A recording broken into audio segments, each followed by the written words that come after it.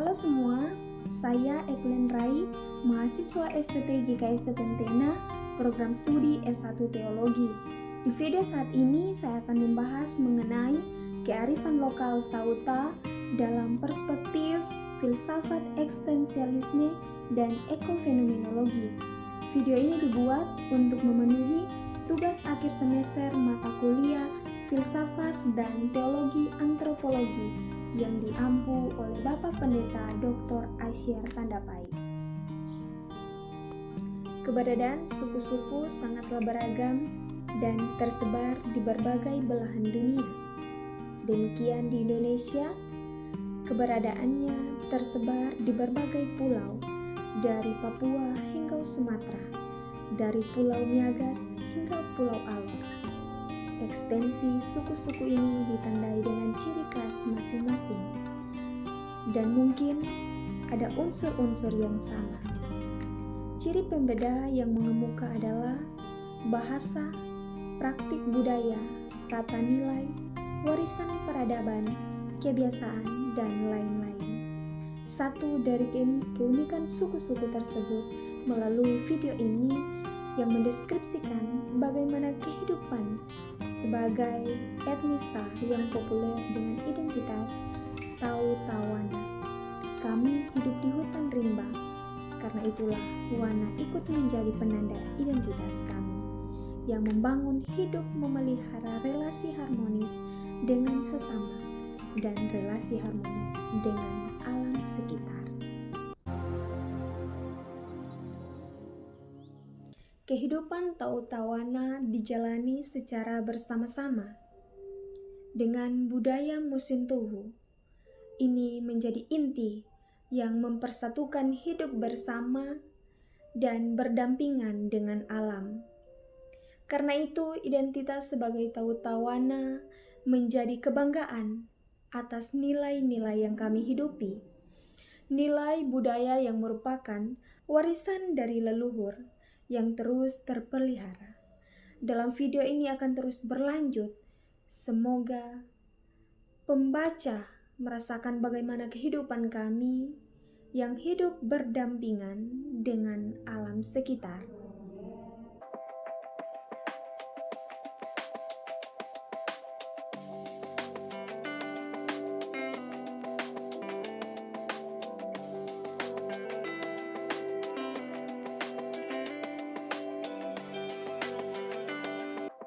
Masyarakat Tawana umumnya menganut agama suku atau kepercayaan leluhur, dan hanya sebagian yang menganut agama Kristen yang merupakan hasil kerja pekabaran Injil sejak tahun 1926. Berdasarkan kepercayaan leluhur, masyarakat suku Ta percaya adanya roh atau spirit yang menjaga dan memelihara tanah dan hutan yang fungsinya menjadi sumber kehidupan. Karena itu, ketika akan ada penebangan pohon atau hutan untuk lahan pertanian, maka harus diawali dengan ritual yang disebut dengan kapongo, dengan kelengkapan sirih, pinang, kapur, dan tembakau. Ritual kapongo berfungsi sebagai media permohonan, perlindungan, dan rezeki melalui leluhur. Sumber pengharapan kehidupan masyarakat sangat bergantung pada hasil hutan, antara lain damar, rotan, dan juga pola bercocok tanam, perdagangan yang berpindah-pindah. Dalam mempertahankan hidup, tentulah masyarakat Tawana harus mencukupi diri dengan kebutuhan paling mendasar, mulai dari kebutuhan makanan, minuman, pakaian, dan tempat perteduhan, yakni rumah tempat tinggal. Kemudian melihat relasi yang ada antara manusia dan alam sekitar dari siklus kehidupan tiap orang dalam klan suku Ta, mulai dari terbit matahari di ufuk timur sampai terbenam di ufuk barat, sangatlah dekat dengan alam sekitar. Di saat pagi hari, seorang dewasa mengambil peralatan mereka untuk mengolah tanah mereka. untuk mencukupi kebutuhan sehari-hari. Mereka biasanya membuka hutan yang dipercaya bahwa kesuburan bagi tanaman mereka kelak, dan menyebut hutan yang baru dibuka itu dengan sebutan pangale. Kemudian mereka akan mengolah dan membersihkan lahan dengan cara membakar lokasi lahan pertanian. Tanaman yang ditanam adalah padi ladang yang mereka persiapkan untuk bekal kehidupan yang akan datang.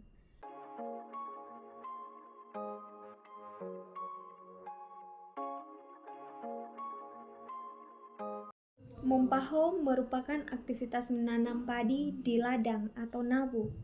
Masyarakat Tas sebagian besar bermata pencaharian utama mereka adalah mojama.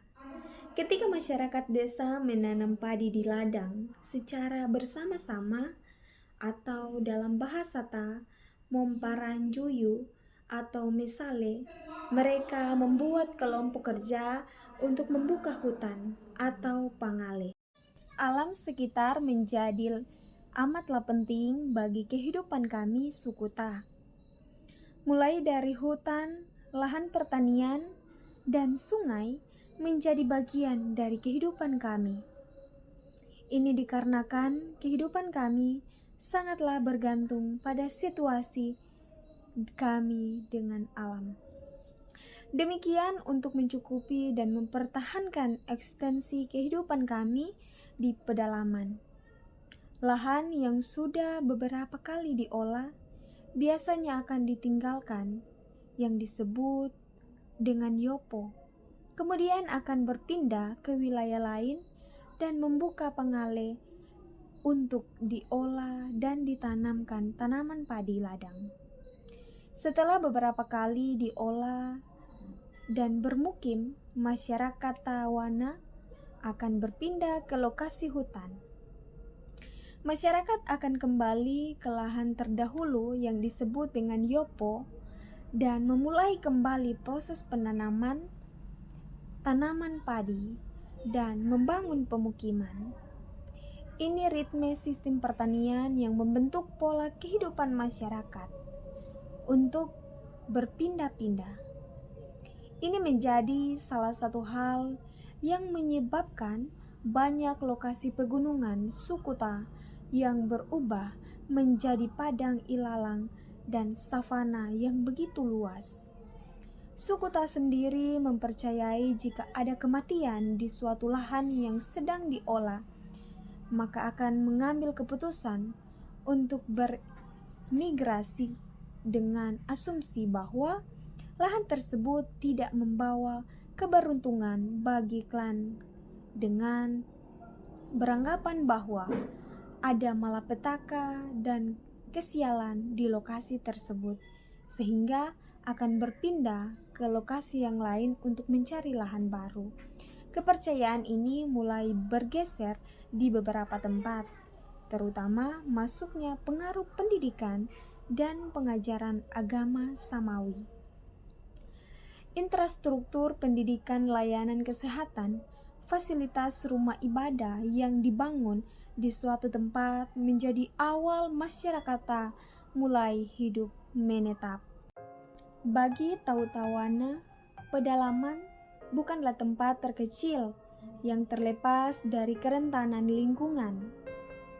Sebaliknya, mereka menjadikan alam sebagai panggung di mana perubahan lingkungan memberikan panggilan untuk kebijaksanaan dan tindakan bijak. Inilah kearifan lokal Tautawana dalam harmoni alam.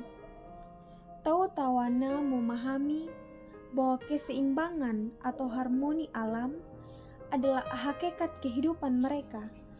Untuk merawat alam sama dengan merawat diri sendiri.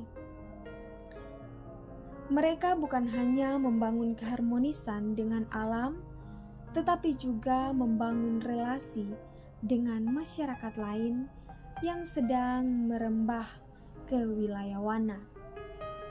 Nilai budaya Musintuwu menjadi prinsip utama untuk membangun solidaritas terhadap orang lain. Emmanuel Levinas adalah seorang filsuf Prancis pada tahun 1905 hingga 1995. Seorang filsuf kelahiran Lituania yang terkenal karena kritiknya yang kuat terhadap keunggulan ontologi dalam sejarah filsafat barat. Pemikiran Levinas membahas konsep eksistensialisme terutama dalam konteks refleksi filosofis terhadap diri sendiri dan hubungan dengan yang lain. Levinas menyoroti pentingnya relasi antara manusia, di mana kesadaran diri tidak hanya berpusat pada diri sendiri, tetapi juga melibatkan kesadaran terhadap orang lain. Levinas juga menekankan bahwa refleksi eksistensial muncul dalam hubungan antar individu yang kemudian menciptakan stabilitas antar subjek. Levinas menggunakan istilah wajah untuk menyimbolkan interaksi ini.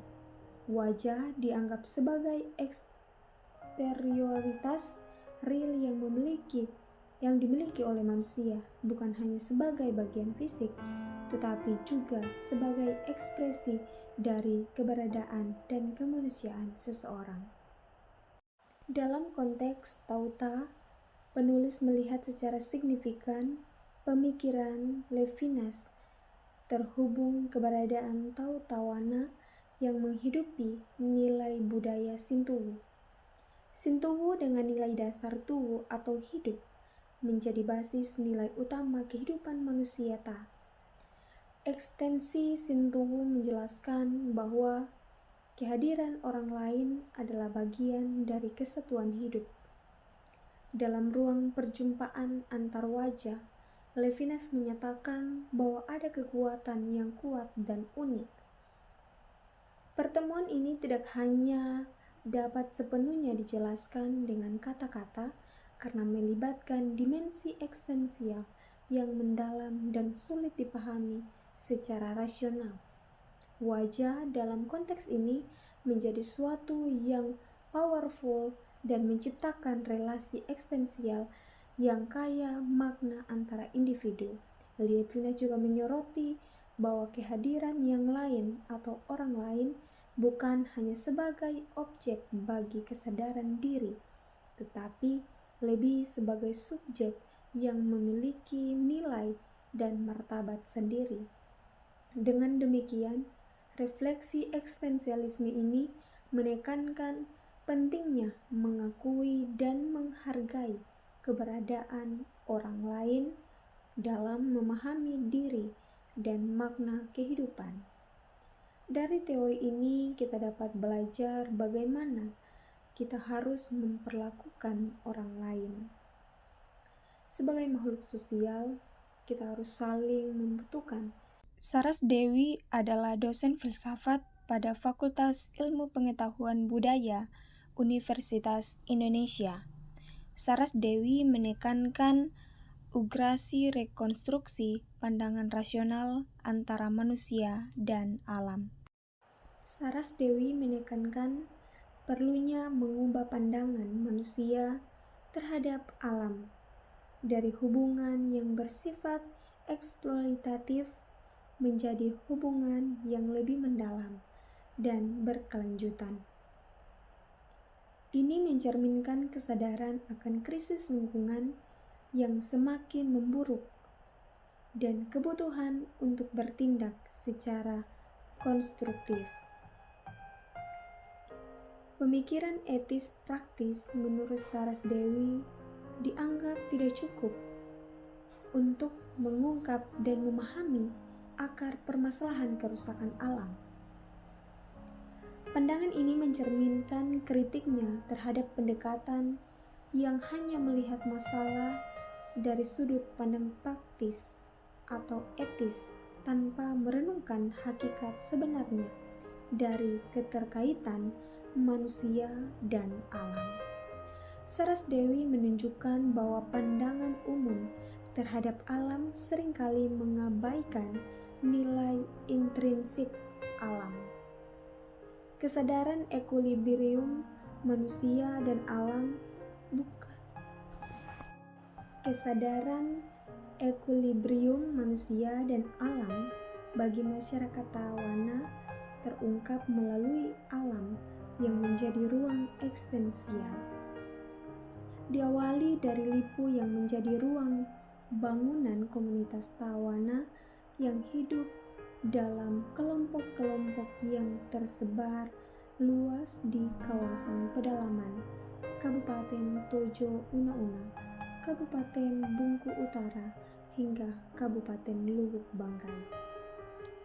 Keharmonisan antar komunitas Tawana yang berada di pedalaman mengalir seperti aliran sungai Bongka yang menjadi sumber kehidupan mereka. Kehidupan atau tuwu tidak sekedar tetangga, tetapi sebagai kesatuan keluarga yang menjalin erat oleh pengalaman bersama dan kehidupan di alam yang menuntun mereka. Solidaritas kehidupan dirayakan bersama melalui Kasintu.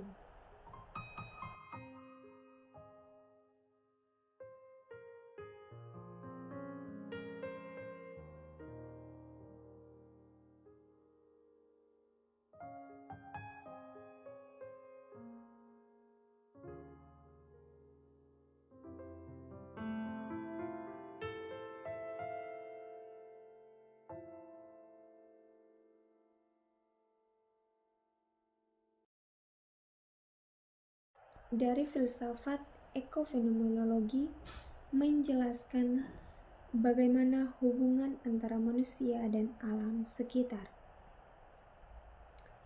Berdasarkan sebagaimana yang telah dijelaskan oleh penulis pada video sebelumnya bahwa Tauta sangat bergantung pada alam, bahwa sebagian dari kebutuhan hidup masyarakat setempat Bingka menjadi tafsir mendalam dari kebudayaan yang dikemukakan alam menjadi bagian yang sangat penting dari kehidupan budaya yang berasal dari Amerika. Oleh sebab yang itu, menggunakan metode penafsiran panen padi ladang sebagai metode utama Tauta biasanya mengkaji tentang kebudayaan yang disebut suatu kebudayaan ditafsirkan olehnya sebagai teks yang terdiri dari simbol-simbol rasa syukur dan bukan sebagai sebuah perilaku yang bersifat nyata.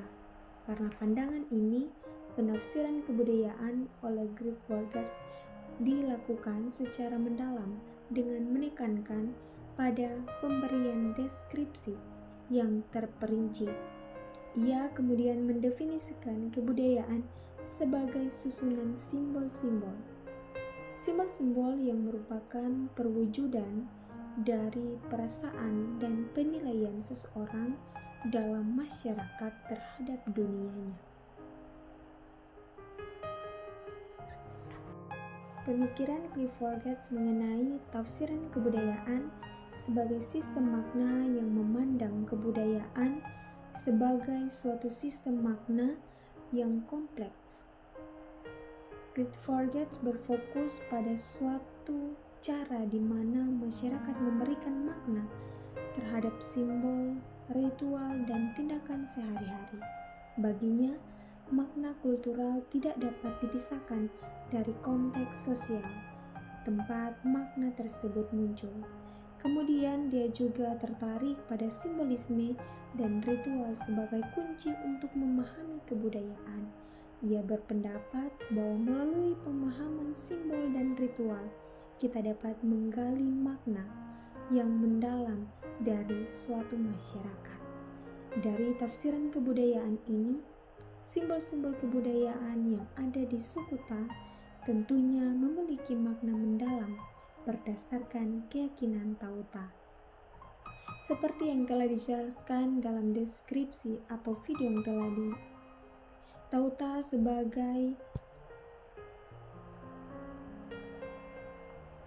Tauta sebagian masih memiliki kepercayaan agama suku, sehingga ritual budaya itu masih kuat terpelihara dan ditutupi hingga saat ini Sebagian contoh yang dapat dijelaskan yaitu momago atau mabolong atau ritual pemulihan jiwa, merupakan salah satu ritual yang sering dilakukan khususnya penganut agama suku. Bingka menjadi salah satu simbol ruang persekutuan kehidupan yang terbuka. Pertama-tama, pengertian bingka sebagai kata sifat merujuk pada luas ukuran tanah. Dalam praktik masyarakat budaya, bingka digunakan untuk menyimpan benih padi yang akan ditanam di lahan pertanian.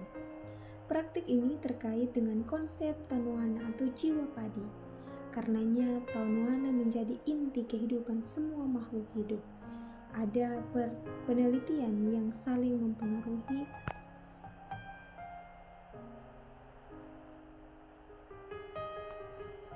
Ada perkalian yang saling mempengaruhi antar kehidupan manusia dengan kehidupan makhluk lainnya dan tumbuhan yang hidup di alam. Suatu bagian dari rangkaian ritual pertanian ada prosesi yang disebut mampo tanuana atau penguatan jiwa, yakni menaikkan doa untuk tanaman padi menjelang bulir padi berisi dengan maksud agar menjadi bernas.